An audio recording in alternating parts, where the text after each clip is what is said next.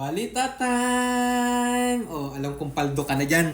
Kasi wala kang ginawa kung di magbenta at mag-engage. Oh, makinig ka muna. Kita mo yung hindi ako makaget over dito sa nangyari dito sa Mindanao eh. Kung nabalitaan nyo at napanood mo yung una kong video, tinangkang patayin o i-ambush yung dating opisyal doon o mayor sa Mindanao.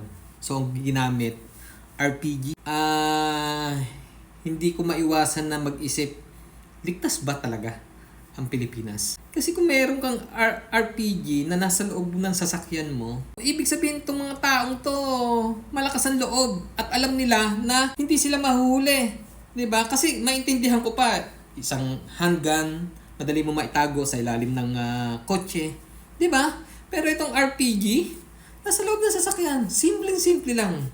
So, doon natin makikita na wala silang takot sa gobyerno. Kasi bakit? Kasi alam ng mga kriminal na kung anong klaseng tao yung namumuno sa atin.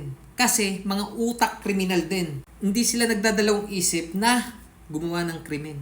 Kasi alam nila kung ano yung kinabibisihan ng gobyernong ito. Yung gumawa ng korupsyon, gumawa ng kung ano-ano mga issue, iligaw yung mga issue, gumawa ng mga problema na pampolitika, 'di ba? Para lang sa pansariling interest, para lang makakuha ng malaking halaga. Hindi ko ma-recommend kung gaano kaligtas ang Pilipinas ngayon. Hindi ko ma-imagine kung bakit tayo umabot sa ganito. Recommendation ko, tayong lahat, huwag kayong maging kampante, okay? Kasi kung nagagawa nila ng mga taong ito yung ganitong krimen, hindi posible na madamay tayo sa mga ganitong krimen. Okay?